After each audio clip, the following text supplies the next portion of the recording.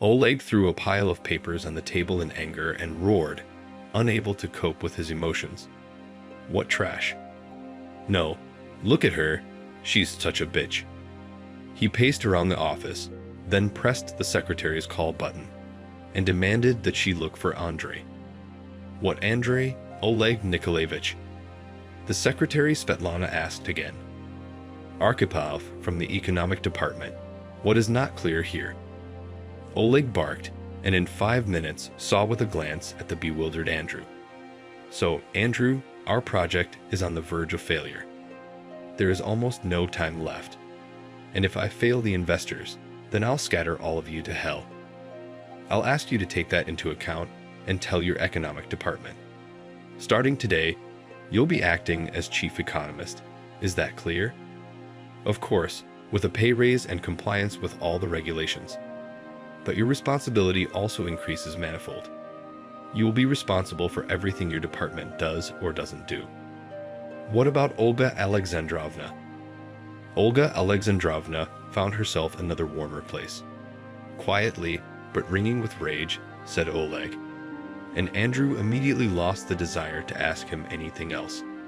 And he continued, I understand that the urgent appointment to this position may lead you to stupor, but we have no time to sway. In 2 days, you must find an error in the calculations and provide me with perfectly calculated data. Optimally, after your work, the project will be simplified and optimized. Now go, I dare not delay you. Andrew nodded and quickly left the office. He had no desire to communicate with the angry chief. Oleg Nikolaevich had always been distinguished by a strict, explosive temperament, was demanding towards his subordinates, and gave no quarter, not even the chief economist, Olga Alexandrovna, his wife. Once they started a business together and in 10 years managed to create a thriving business, which is headed by Oleg. He had all the qualities of a successful entrepreneur. He was determined, hardworking, courageous, goal-oriented, and fair to his subordinates. Oleg understood that his explosive nature can only interfere with the common cause, and therefore tried as much as possible to restrain themselves, not allowing to leave the boundaries of reasonableness. Much to help him in this and his wife. Beautiful, always well-groomed and elegant Olga was well aware of her own worth and thought that she played the role of a gray cardinal in front of her husband. It suited her fine, but not until one day when Oleg, who had gone on a business trip, called her and asked to go to a meeting instead of him.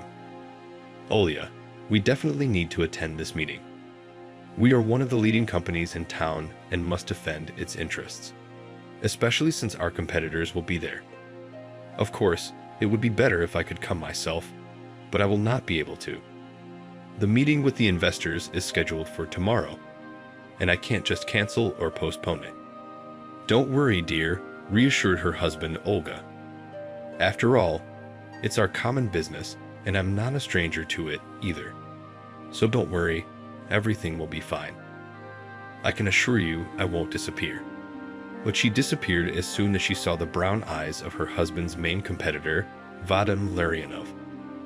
He was a surprisingly attractive man, and the vibe of his charm, Olga felt, almost physically. So when, after the meeting, he approached her and invited her for a cup of coffee, she could not refuse him. Is there something you want to discuss with me? She asked him when they went to a cozy cafe and ordered. No, Vadim smiled softly.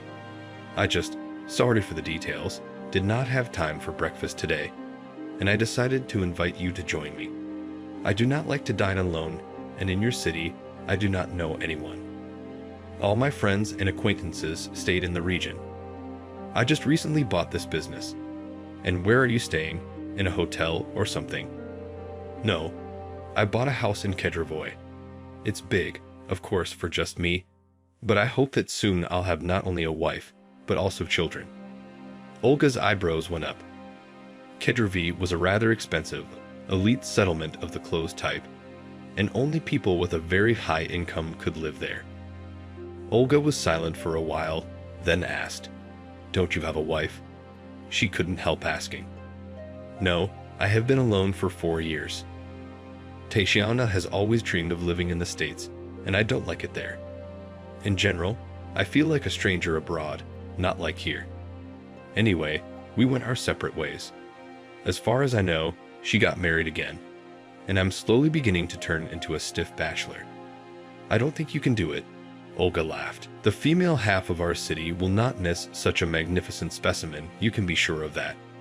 And you? Vadim asked, looking her straight in the eyes and covering her hand with his palm. Olga flashed as if she were an inexperienced girl. She felt as if her heart was about to jump out of her chest. Trying to control herself, she turned away, but did not take her hand away. And in a few hours, coming out of the bathroom, in a gorgeous house of Vadim, she smiled at him with the happy smile of a woman in love. She had forgotten about everything in the world, remembered neither her husband nor the business he had entrusted to her. Not to mention the fact that she and her husband had lived so many years, soul to soul. I think I've lost my mind, she told Vadim, wrapping herself in a soft, fluffy towel. And I like it so much, he replied, and held out his hand to her. When Oleg returned from his business trip, he noticed immediately that something was going on with his wife. But she didn't answer his questions, and only waved away his annoying concern. Then he decided that she was just tired alone to conduct business in the firm, and invited her to rest. Olga nodded excitedly. It would be good. To be honest, I wanted to ask you to do it myself. You won't mind if I pick up some sanatorium for myself and spend at least a few days there. Of course not, darling. You do deserve a rest. Soon Olga left and was gone for almost a week.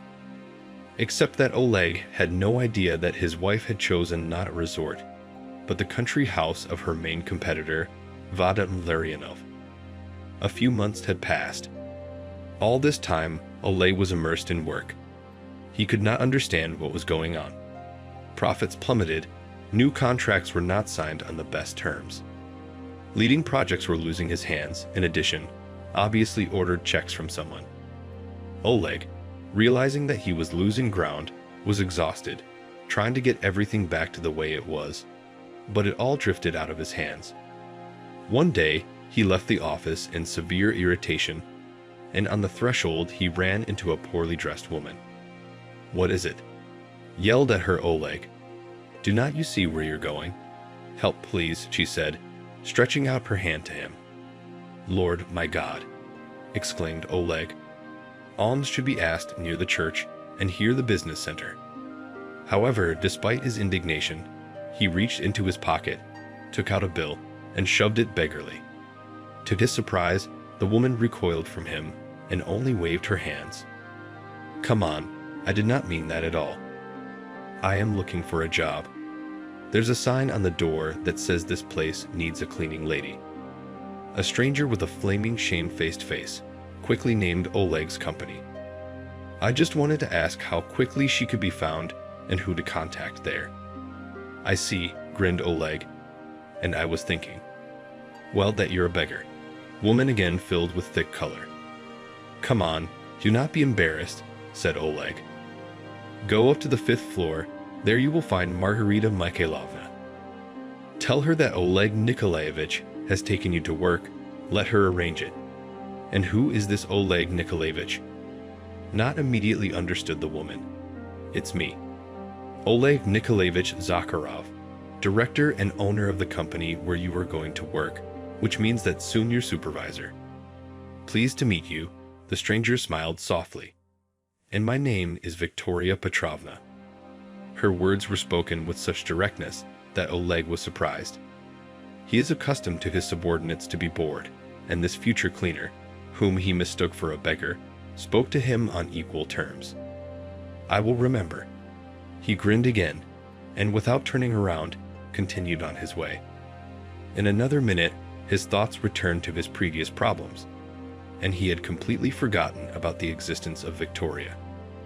And then something happened that threw him off balance for a long time. One evening, he received a call from a good friend, whom he himself had helped more than once.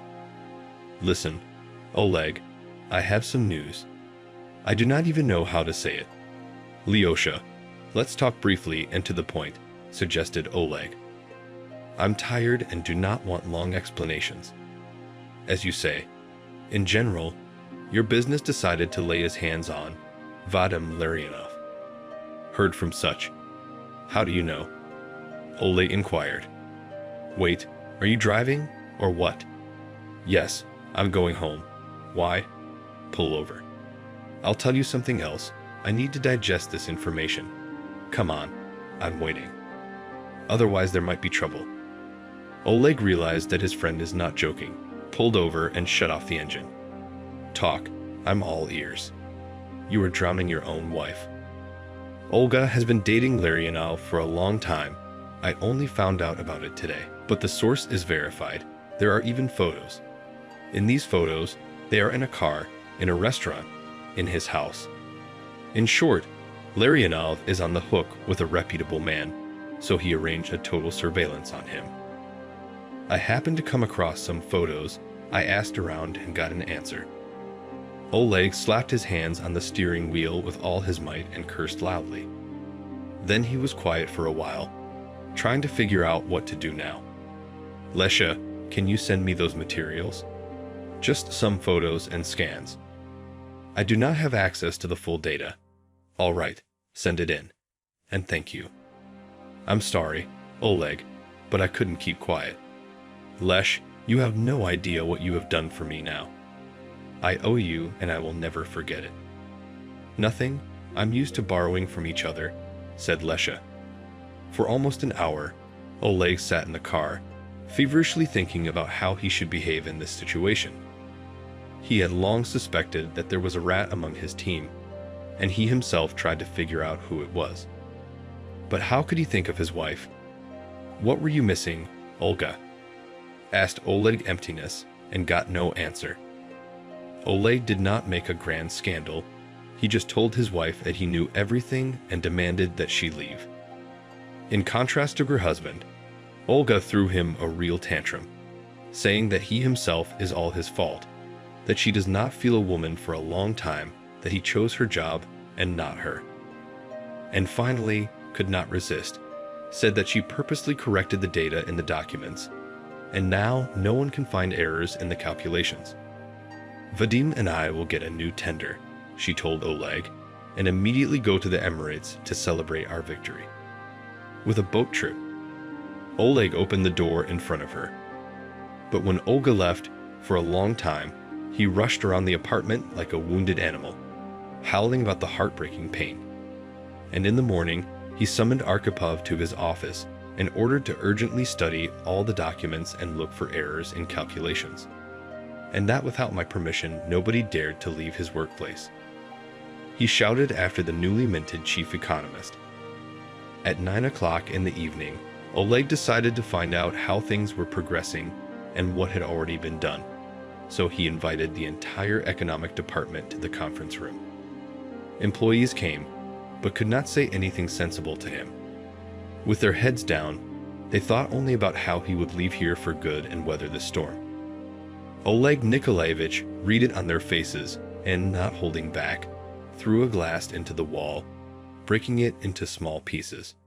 Strangely enough, but this sudden release of anger brought Oleg's state of mind into relative equilibrium, and he looked at his terrified employees, began to speak quietly and calmly.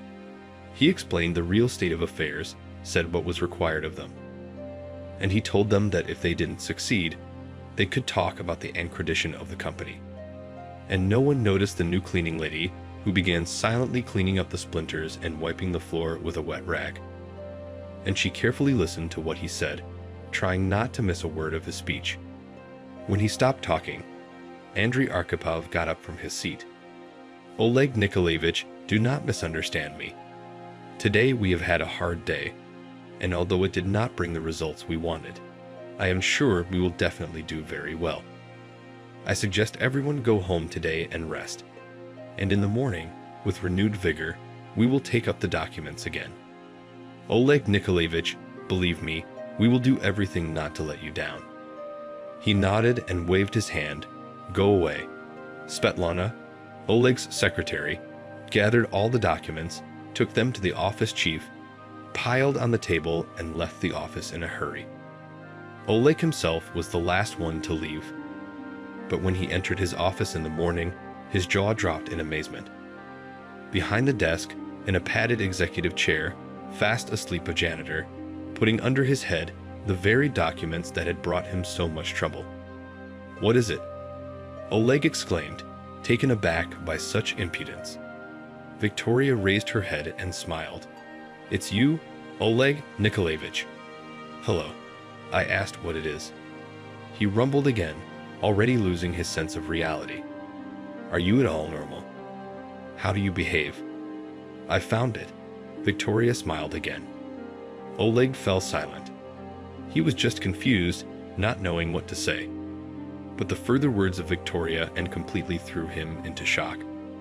"I counted everything and found the mistakes you mentioned. In addition, I can offer you 2 ways to optimize the project, which will make it even more attractive to investors."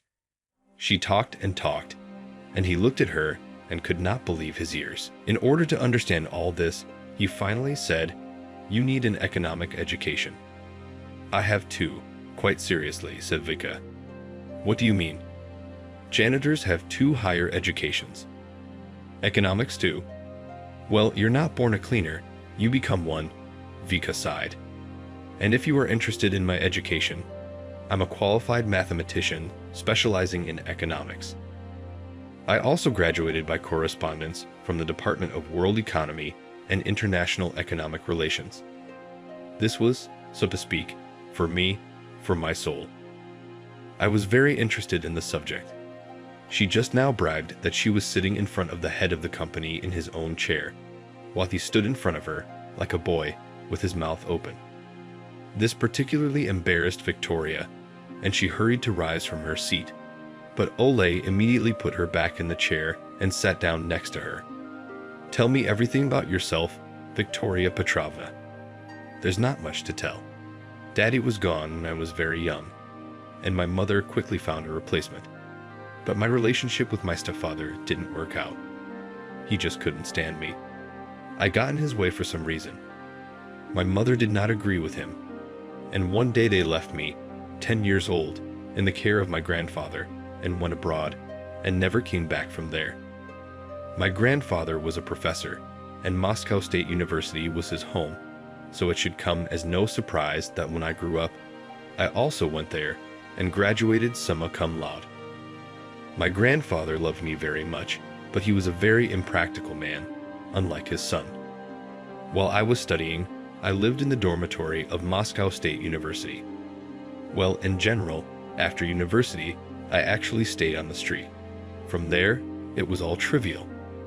I got married without any devotee, and my husband's family did not forgive me. For several years, they diligently turned him against me, and finally convinced him that I was a bad wife, a bad hostess, and generally a worthless creature. Well, yes, I don't cook very well. Only the simplest dishes, nothing complicated. But I haven't had a chance to practice it either. In my life, there were always canteens or cafes, and after I got married, for the whole family, the cook was the cook. But it didn't matter. I worked in my husband's family business, running a shield, but it wasn't difficult there. Vika sighed and fell silent. But then, looking at Oleg, who listened to her with interest, continued. The rest was like in an unfunny joke. One day I went to my husband's office and found him with a young secretary, so I left him. I tried to get a job, but my husband's family had given me such a reputation that they shunned me like a leper. Everyone was afraid to hire a liar and a cheater. In the meantime, money, which was already scarce, ran out, and I had no choice but to get a job as a janitor or cleaner. That's when I came across your ad. That was it. Here I listened to what your employees were discussing. Then you yourself talked a lot about it, and I decided to help. And what, you did it all in a couple of hours. No, overnight. I mean, you didn't even go home, did you? Vika smiled and shrugged her shoulders. I don't have a home. I used to sleep around train stations, and when you took me here, I started sleeping here in the waiting room. I asked the watchman not to turn me in. By the way, a very kind man. Victoria Petrovna, all my guys will gather now. Tell them the same thing. Again? Surprised Vika. No, I mean this. You pointed to the pile of papers. Victoria smiled. Yes, of course. I'll show and tell you everything. Oleg stood up and threw up his hands. No, it's still unbelievable. I've never heard anything like that. Well, okay. Victoria Petrovna, before our staff arrives, there is still time. Let us now go with you to a boutique of fashionable women's clothing and pick you something. You can't perform in front of people in that uniform, especially since I am offering you a new high-paying position. Victoria looked around herself and said, well, okay. I wouldn't want to be mistaken for a beggar again. That's wonderful. Oleg exclaimed and smiled. And half an hour later, he couldn't take his admiring eyes off the transformed Victoria, who looked amazing in a blue pantsuit, perfectly complemented by a chiffon blouse. Victoria, you look amazing, he told her. She smiled embarrassedly and thanked him for his purchases. Before going back to the office, they went to a cafe and had breakfast, and then Oleg sincerely enjoyed watching the astonished faces of their employees, who both recognized and did not recognize the beautiful businesswoman as yesterday's cleaning lady Victoria. They settled in her new office, and she so simply and clearly explained to them the essence of the problem with the calculations, and so calmly behaved as if she worked here 100 years. In the evening, Oleg went up to her. Victoria Petrovna, let's go home. Home? She was surprised. Yes, he nodded and took her hand. A few days passed. Oleg and Victoria returned from a meeting with investors full of enthusiasm. Their project, unequivocally, took the lead, leaving far behind all the competitors, including Larionov, who left the meeting before it was over. The staff greeted them with applause, and Oleg immediately organized a buffet for everyone. And 3 months later, everyone celebrated Oleg and Victoria's wedding and sincerely wished them happiness. Andrei Arkhipov invited his secretary Svetlana to the dance, who asked him casually, well, maybe it's time for us to follow the example of the bosses. I promise, if only you catch the bouquet of the bride, Andrei joked. Come on. In fact, Oleg and Victoria, such a beautiful couple. Have you heard about Olga? No, what happened to her? Larionov was put on trial for fraud, and Olga is also involved. By the way, she's cleaning floors at the mall now. Can you imagine? Margarita and I went to pick out a gift for the bosses, and we saw her there. She deserved it. Andrew smiled. Left the old woman at a broken trough. Hey, look. The bride is about to throw her bouquet. And after a few seconds, Svetlana waved him the cherished trophy. So that's the story. Subscribe to the channel and click on the bell so you don't miss new stories.